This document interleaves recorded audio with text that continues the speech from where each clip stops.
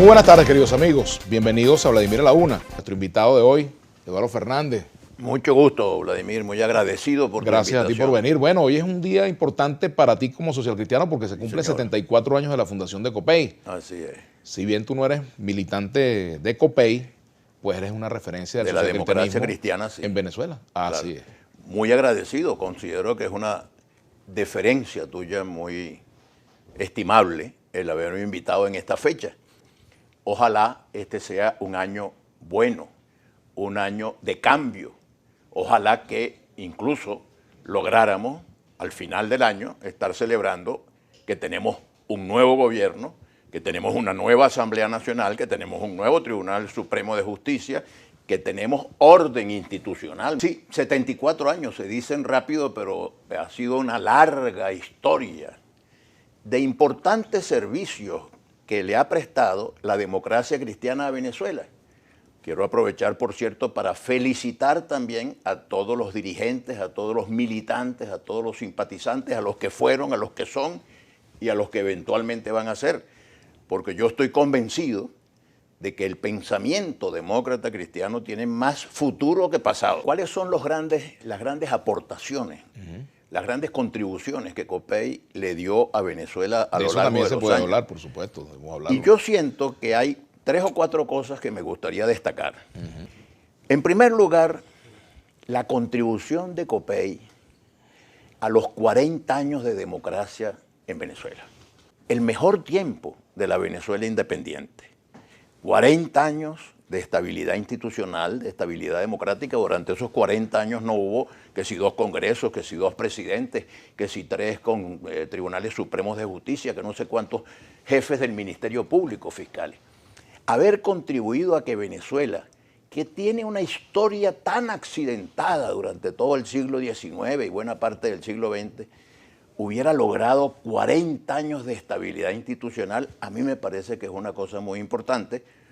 Por supuesto, muchos partidos políticos, a la cabeza de los cuales el Partido Acción Democrática, el partido de Rómulo Betancourt, de Rómulo Gallegos, de Gonzalo Barrios. ¿Qué falta hace al país que hayan partidos de esa categoría, de esa entidad? COPEI, encabezado por el doctor Pedro del Corral y por Rafael Caldera, la figura más representativa de la democracia cristiana, José Antonio Pérez Díaz, que fue el primer secretario general nacional del partido. La contribución para la Constitución de 1961 es la que hasta ahora ha tenido más larga vigencia y fue una Constitución en la que se garantizaba la autonomía y la independencia de las diferentes ramas del poder público, pero también la cooperación para resolver los problemas de la comunidad. Después hay una tercera cosa que a mí me parece interesante mencionar, que es la pacificación. ¿Tú te acuerdas de eso, no? Claro, ¿cómo no me voy a acordar? En 1969, por primera vez, COPEI llegó a tener la responsabilidad del gobierno. Rafael Caldera en Miraflores, en la presidencia de la República, y se desarrolló una política de pacificación que permitió la reconciliación de todos los puntos de vista. Bueno, tengo que decirte, Eduardo, que gracias a esa política de pacificación, mi papá dejó de ser perseguido. Ahí ves. Entonces, pues, por supuesto que bueno, con todos los errores que puede haberse cometido en esa política, pero exacto, eso se me dio por pero resultados. Lo cierto es que ahí hubo respeto, ahí hubo diálogo, ahí hubo tolerancia. Qué importante es estudiar aquello que pasó para pacificar a Venezuela con lo que está pasando ahorita. Hay mucha gente que dice, yo con fulano no hablo porque ese es un fascista, o yo con fulano no hablo porque ese es un comunista. Bueno, en aquella época se habló y se conversó con todo el que tenía que conversar. Qué bueno sería que pudiéramos volver a eso. Y voy a citar algo que cualquiera podría decir, bueno, pero es un detalle comparado con las otras 2 cosas. Pero a Luis Herrera le tocó inaugurar una obra que se hizo a lo largo de varios gobiernos democráticos, que fue el Metro de Caracas. Oye, eso era el anuncio de un país nuevo, de un país moderno, de un país limpio, organizado, bien estructurado.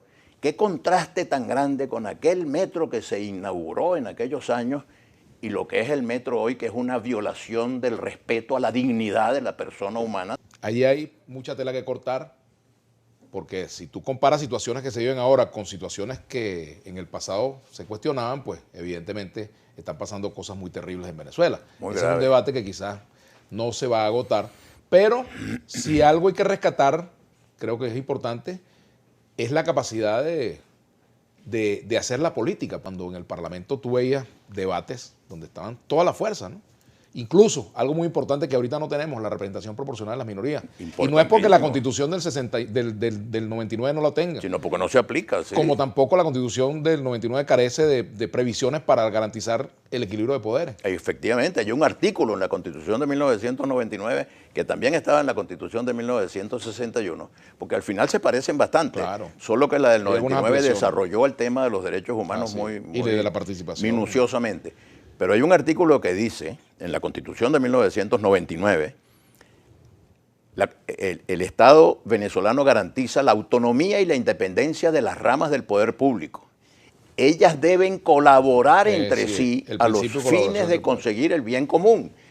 En este momento, Vladimir, donde la gente está sufriendo tanto, cuando la gente ve a sus líderes del gobierno y de la oposición dando el espectáculo que se ha dado en la Asamblea Nacional, dicen, bueno, mientras yo estoy pasando hambre, mientras no consigo gasolina o gas, mientras el salario no me alcanza para hacer el mercado, mientras no tengo salud y los hospitales están colapsados y no tengo educación y la educación no sirve para nada y los maestros tan mal pagados como están, mientras está pasando todo eso, el Parlamento está dedicado a ese conflicto como que si fueran, no, por el amor de Dios. ¿Cómo lo resolverías tú ese conflicto? Mira, hemos debido llegar el 5 de enero con una directiva conversada, consensuada, de unidad en la que estuvieran reflejados todos los puntos de vista.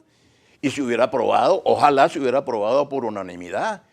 Es que desde el comienzo, cuando se eligió esta Asamblea Nacional, que fue porque la oposición felizmente en esa ocasión tomó la decisión de ir a votar y tuvo un triunfo espectacular. Con Maduro en Miraflores, con la señora Tibisay en el Consejo Nacional Electoral, la oposición ganó las 2/3 partes de la Asamblea Nacional. Pero, lo primero, el presidente, por cierto, asiste a la instalación de la Asamblea Nacional, se hace presente allí. Voceros importantes de una vez empiezan a amenazarlo, dentro de 6 meses lo vamos a sacar, en lugar de plantear el tema, vamos a ver cómo colaboramos porque nosotros acabamos de ganar esta elección con un voto de protesta contra lo mal que está gobernando el señor Maduro. Por eso votó la gente como votó por la oposición en diciembre del 2015. Pero tenía que haberse planteado el artículo que dice: las ramas del poder público son autónomas e independientes en su funcionamiento, pero colaborarán entre sí para resolver los problemas de la gente. ¿Para qué es la política, Vladimir? Para que la gente viva mejor. ¿Y qué significa vivir mejor? Tener más seguridad, tener servicios públicos que funcionen, tener agua, servicio eléctrico, tener gasolina, tener transporte. Entonces, todo esto hace que uno diga: ¿qué falta hace en Venezuela en este momento partidos políticos que eran capaces de competir fuertemente, como competíamos en los años de la democracia civil, de la democracia representativa, pero que a la hora de ponerse de acuerdo en la defensa de los intereses nacionales, nos poníamos de acuerdo en la defensa de los intereses nacionales? Esto está pasando en muchas partes. Yo cuando veo, por ejemplo, el espectáculo que está dando la política española, llevando una serie de personajes impresentables a altas posiciones de gobierno, digo, bueno, ahí está fallando la colaboración que tiene que haber entre los grandes partidos políticos, entre el Partido Socialista Obrero Español, que fue el que obtuvo la mayor votación, pero no suficiente para gobernar solo, y el Partido Popular, que es un partido que tiene una fuerza y que deberían ponerse de acuerdo para defender la Constitución y para defender la unidad de España. Es lo que le está dando la grandeza que le da a Alemania. ¿Por qué Alemania está tan bien? Porque allí el Partido Socialdemócrata y el Partido Demócrata Cristiano se ponen de acuerdo porque colocan los intereses nacionales por encima de los intereses partidistas. En Venezuela, desgraciadamente, no hemos sido nosotros los adversarios de este gobierno capaces de construir una alternativa democrática, porque desgraciadamente han prevalecido las agendas partidistas, el interés de mi partido o el interés de mi persona. ¿Por qué Chile logró salir de la dictadura de Pinochet? Oye, porque se pusieron de acuerdo y lograron llevar una plataforma de unidad con un candidato presidencial de unidad. Y por cierto, la democracia cristiana y la socialdemocracia jugaron un papel importantísimo en restablecer la democracia en Chile. Qué bueno, aplausos para eso. Ahora, fíjate, Copey hoy no ha podido unificarse.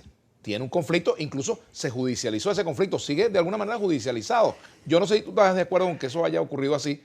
Es que si los partidos no son capaces de resolver sus conflictos internos, ¿cómo se ponen de acuerdo entre ellos y cómo se ponen de acuerdo con el otro sector? Como estamos en el aniversario de Copey, te voy a contar una cosa que se puede verificar en los archivos del Consejo Nacional Electoral.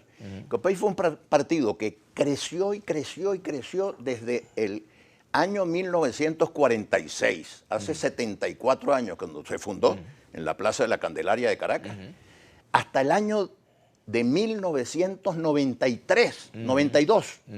Creció ininterrumpidamente hasta cuando perdíamos. Por ejemplo, Caldera ganó la presidencia el año 68 con 1 millón de votos. Lorenzo perdió 5 años después, pero sacó 1.600.000 votos. Y después Luis Herrera pasó de 2 millones de votos. A mí me tocó dirigir el partido cuando llegamos a la más alta votación de la historia de Copey en 1988, que fueron 3 millones de votos.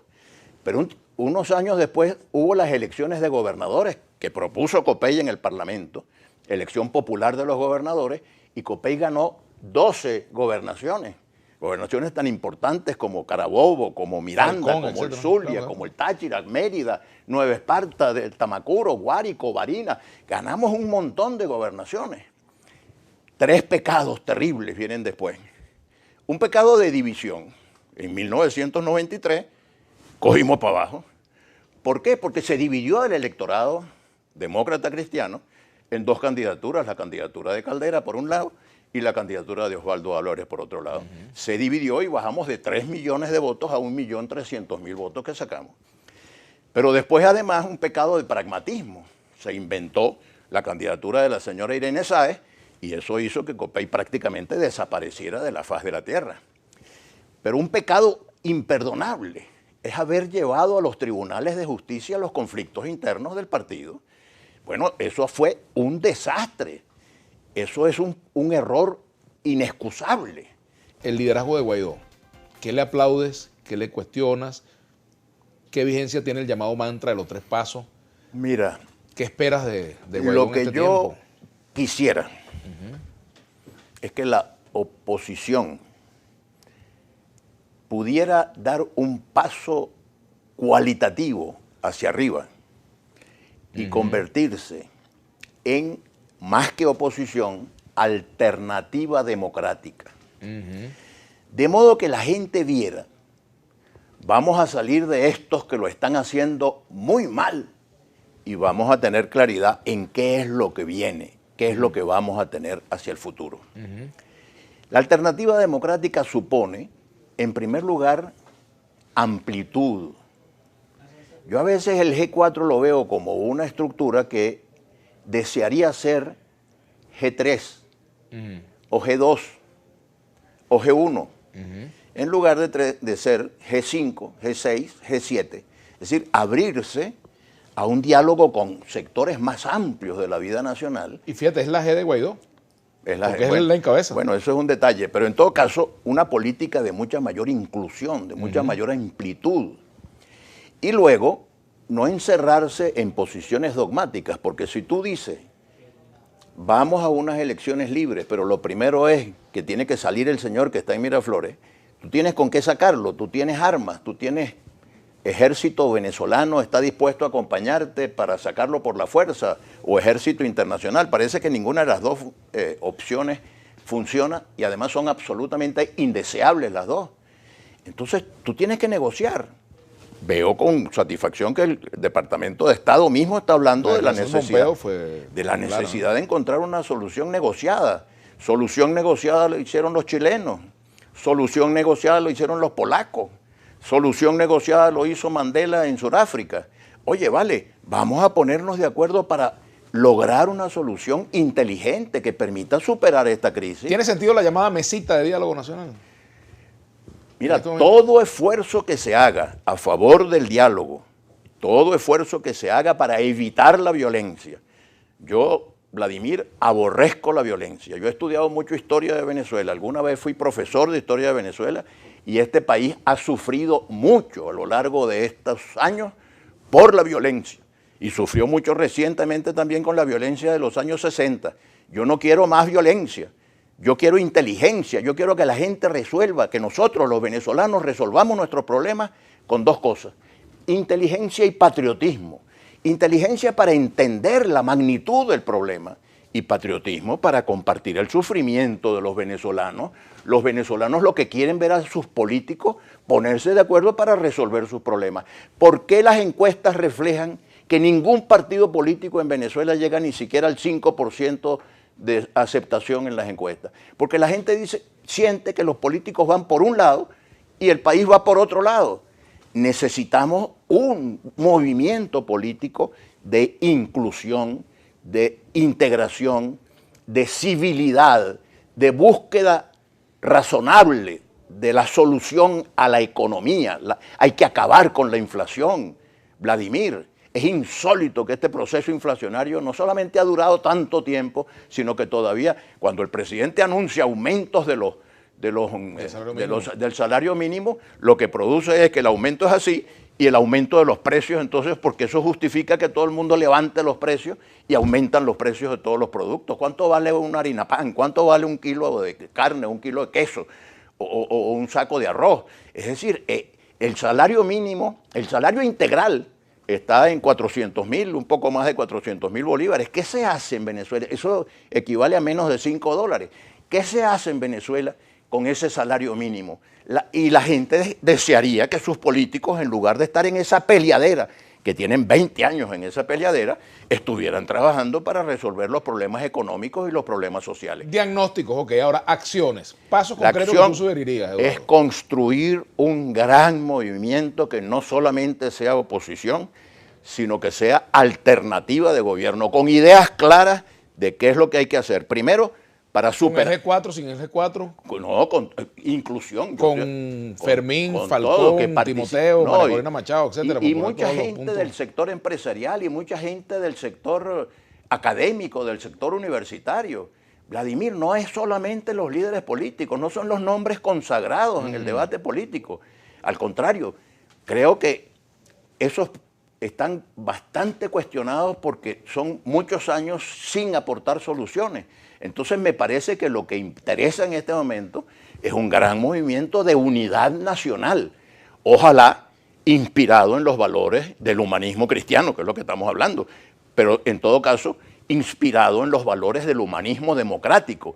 Ojalá podamos hacer algo que incluya mucho más gente de la que en este momento está participando. Mira lo que me dice Luis Maestre. No tardaste mucho en darme la razón con tus acciones. El Tigre de la Una comenzó a decir la verdad sobre cómo la revolución destrozó el metro de Caracas y te fuiste al corte para pararlo.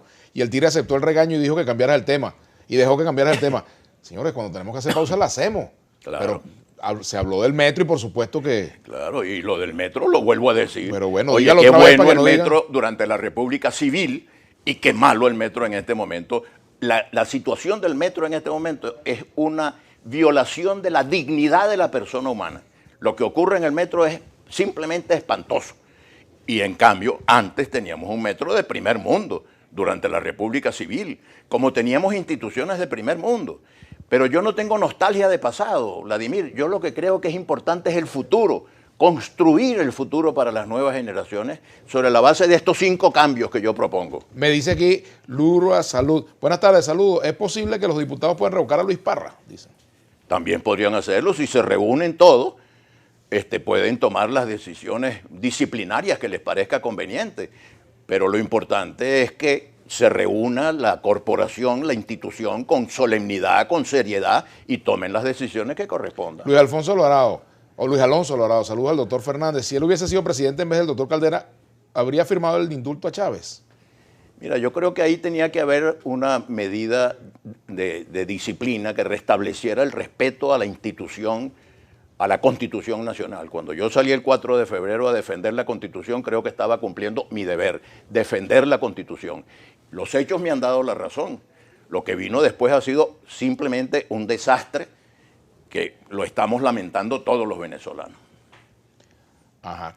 ¿Qué le parece Claudio Fermín? Le pregunto por aquí. Yo tengo mucha estimación y mucho respeto por Claudio Fermín. No veo por qué tienen que estarlo satanizando con ocasión y sin ella. Respeto por todos los venezolanos. Mira, el diario, yo no sé si tú te acuerdas, tú que eres tan periodista, de un periódico que era el decano de la prensa venezolana, que se llama el diario La Religión. La Religión, claro, Monseñor. Y en el diario La Religión, en Pellín. Pero el Monseñor Heredia lo dirigió también, ¿no? También, sí. Claro. Y el lema del diario La Religión era: amad a los hombres, detestad los errores. Yo detesto los errores que puedan cometer de un lado o de otro, pero hay que tener un sentimiento de fraternidad para tratar de ver si logramos entendernos y que la gente viva mejor, que eso es lo que la gente espera de la Amar a los hombres incluye amar a Maduro. Amar a los hombres, respetar todas las personas, El Evangelio te manda a amar al enemigo. Y te dice en el Evangelio, amar a los amigos no tiene ninguna gracia. De lo que se trata es de amar a los enemigos, a los que te desean mal. La noticia de que el proceso de beatificación de José Gregorio Hernández está avanzando con paso firme es una gran noticia, una noticia refrescante, una noticia positiva. Qué bueno que los venezolanos que últimamente hemos recibido tantas noticias negativas tengamos esta especie de gran consuelo que es la beatificación del santo de los pobres, porque José Gregorio Hernández fue por encima de todo un venezolano que estudió medicina no para enriquecerse y para hacer fortuna personal, sino para servir a la gente. Y es un ejemplo también para la política. La política de inspiración social cristiana es una política de servicio a la comunidad, de amor por Venezuela. Eso es uno de los factores más importantes. Y el Papa lo acaba de decir, el Papa Francisco lo acaba de decir en el discurso que pronunció ante el cuerpo diplomático acreditado en la Santa Sede. El amor. Si en el mundo hubiera más amor, habrían menos problemas. Si en Venezuela tuviéramos más amor, amor por el país, amor por las instituciones, amor por la gente, el país estaría funcionando mucho mejor. Por eso yo en el marco de esta conversación quisiera dejar una especie de propuesta de 5 puntos para que todos los venezolanos, no solamente los opositores o el gobierno, primero, restablecer el orden institucional.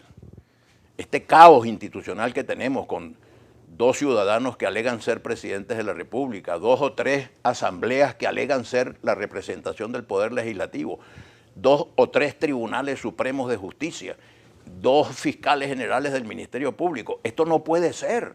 Restablecer el orden institucional, y eso se puede hacer por la vía de convocar al único árbitro posible, que es el pueblo venezolano, para que a través de los votos restablezca el orden institucional. ¿Se debe participar, la oposición debe participar en las elecciones parlamentarias previstas para este año? Por supuesto que sí, yo creo que hay que participar. ¿Haya o no presidenciales? Ojalá que haya presidenciales también, porque por supuesto el problema está mucho más en la presidencia que en el Parlamento. Ojalá haya elecciones presidenciales también. Pero después resolver el problema económico, Vladimir. Las 2 enfermedades que tiene la economía venezolana, que son la inflación y la recesión, son enfermedades conocidas en el mundo y tienen remedio, y la gente sabe cómo se acaban esas enfermedades, que es reactivando el aparato productivo, promoviendo inversiones, dejando de emitir dinero inorgánico, disciplinando el gasto público. Es decir, el remedio de la inflación lo conocemos todos. Pudiéramos decir que de la crisis del sector salud no se salva ni la economía. Figúrate tú, hasta la economía está al margen del sistema de salud, que debería estar en condiciones de restablecer la salud de la economía venezolana. Luego el tema social, Vladimir. La pobreza en Venezuela es un escándalo y es un problema de carácter moral, pero también es un problema de carácter político y de carácter económico. Luego, reconciliar la ética con la política. Si algo tiene que representar la democracia cristiana en Venezuela, es una reconciliación entre la moral y la política. A propósito, Estados Unidos acaba de emitir una sanción contra las directivas de la Asamblea Nacional y otros diputados involucrados en presuntos hechos de financiamiento irregular. Aquí dice el LIS 69, los Estados Unidos no quieren nada por las buenas. Hace poco sancionaron a Parra y a varios diputados opositores por el simple hecho de no estar de acuerdo con las acciones de Guaidó. Y Eduardo Fernández como que no lo sabe, dice. Ayer produjeron una declaración que me gusta más, del Departamento de Estado, hablando de que apostaban por una solución negociada al problema venezolano con elecciones libres y elecciones presidenciales. Ojalá, eso es lo que yo quisiera, que tuviéramos elecciones libres y elecciones transparentes, con un nuevo Consejo Nacional Electoral, con condiciones que hagan recuperar la confianza de los ciudadanos en el voto, en la ruta electoral. A mí me pareció lamentable que la oposición desaprovechara la oportunidad que se le presentó. Cuando fue la elección presidencial, que la oposición no se hubiera presentado con un candidato de unidad nacional, con un programa bien atractivo, con una estrategia inteligente para haber cambiado el gobierno. Ojalá no sigamos en esto. En el año 2005, Vladimir, tú lo recordarás, la oposición resolvió no participar en las elecciones parlamentarias. ¿Qué ocurrió? Que el gobierno se cogió el 100% de las curules, hicieron lo que les dio la gana y ahora nos cuesta más trabajo salir de la dictadura precisamente porque se le entregó todo el poder en aquella oportunidad. No cometamos el mismo error. Ojalá la dirección política de Venezuela, tanto los dirigentes del sector gobierno como los dirigentes del sector de la oposición, se pongan de acuerdo para recorrer una ruta electoral que culmine con la elección presidencial. Yo te pregunto, ¿te ha sonado el teléfono, el celular? ¿Has llamado a Guaidó? ¿Él te ha llamado? ¿Se han reunido? Mira, yo tengo gran respeto por la agenda de Guaidó. Porque varias veces te lo he preguntado y hasta ahora no se han reunido. Y te contesto lo mismo. La iniciativa me parece que debería tomarla él, yo estoy a su orden, como estoy a la orden de todos los venezolanos que tengan algo que hacer y algo que decir para salir de esta tragedia. Yo quisiera ver el final de esta tragedia y quisiera ver a Venezuela otra vez enrumbada por un camino democrático, con respeto a todos los puntos de vista, con tolerancia, con un ambiente constructivo y progresista. Ojalá Venezuela pudiera enrumbarse. ¿Fue acertada la decisión de Copey de no ir a la mesita nacional de diálogo, a la mesa nacional de diálogo? Yo no participé en esa decisión porque no estoy participando en responsabilidades de la dirección del partido, pero lo entiendo perfectamente, porque Copey quería reivindicar la autonomía de acción. Mira, si coincidimos en alguna cosa con el gobierno, si el gobierno de repente resuelve mejorar la salud en Venezuela, pues apoyaremos si son medidas que contribuyan a mejorar la salud. Si la oposición presenta una propuesta acertada y positiva, pues apoyar eso con autonomía de acción. Agua Grande dice, caramba, existe un nuevo parámetro para mencionar la Cuarta República, democracia civil. Democracia civil, yo no la he llamado nunca Cuarta República porque no sé quién inventó ese disparate. Yo he sido profesor de historia de Venezuela y no sé de dónde salió la cuarta. Lo que sí puedo decir solemnemente es que esa fue una república con gobierno civil, no como debe ser. La cuarta, pero no estás de acuerdo con la quinta y quieres una sexta. La sexta, no, yo estoy apuntando a la sexta, esa es la importante, porque nada ganamos con estar discutiendo hacia atrás, como la mujer de Lot en la Biblia, que se convirtió en estatua de sal por estar viendo para atrás. Hay que ver para adelante y construir un país mejor, que lo podemos construir los venezolanos. Bolívar dice, señor Eduardo Fernández, ¿por qué usted no le exige a Luis Parra que enseñe el acta donde firmaron los 81 diputados que lo nombraron presidente de la Asamblea, si ya el grupo de Guaidó presentó el acta de donde ellos mostraron la firma de 100 diputados? Bueno, yo no soy quien para estarle pidiendo ni a Parra ni a Guaidó papeles. Preséntenlo ellos, deben presentarlos al país, deben presentarlos sobre todo a una reunión plenaria de la Asamblea Nacional en donde se resuelva esto. No sigan con este espectáculo, resuelvan esto de una manera cívica, de una manera democrática, como debe ser. El PSUV anunció que mañana van a rodear la Asamblea Nacional, pero también entiendo que están convocando para una sesión de la Asamblea Nacional la Junta Directiva en cabeza de Guaidó. Nadie debe rodear a la Asamblea Nacional y sobre todo deben quitar tanto militar alrededor de la Asamblea Nacional. La Asamblea Nacional es una organización fundamentalmente civil. La institución armada es una institución muy estimable, muy respetable en el campo específico de su responsabilidad señalada en la Constitución, que no es política, que no es deliberante, que es profesional, que no tiene por qué estar al servicio de ningún partido político. El espectáculo de unos funcionarios militares diciendo este entra, este no entra, es una cosa grotesca, tanto que los gobiernos amigos del gobierno del señor Maduro, el de Argentina y el de México, hicieron observaciones sobre ese tema. Petroahorro dice, Eduardo Fernández dice que el tiempo le da la razón. ¿Razón de qué? Si firmó el decreto de Carmona. Yo no firmé ese decreto. Yo me retiré cuando conocí el decreto. Había ido yo a Miraflores porque el ministro del Interior de Chávez había informado al país que Chávez había presentado su renuncia, la cual aceptó. Y por eso fui a ver cómo podía colaborar. Cuando vi el decreto dije yo, aquí no puedo estar y me retiré. Bueno, Eduardo, y le di una declaración y saliendo de Miraflores a un periodista a quien tú conoces bien y a quien le tienes mucho afecto, que se llama Ernesto Villegas. Y le dije, yo no puedo participar en esto porque me parece que esto está totalmente equivocado. Tengo un compromiso con este país. Te agradezco mucho, Eduardo. A ti. Bueno, y otro de sangre social cristiana, que es el señor de la Brújula Internacional, viene al bate ahora, Julio César Pineda. Sí, señor. Será hasta mañana. Gran Vamos amigo. mañana.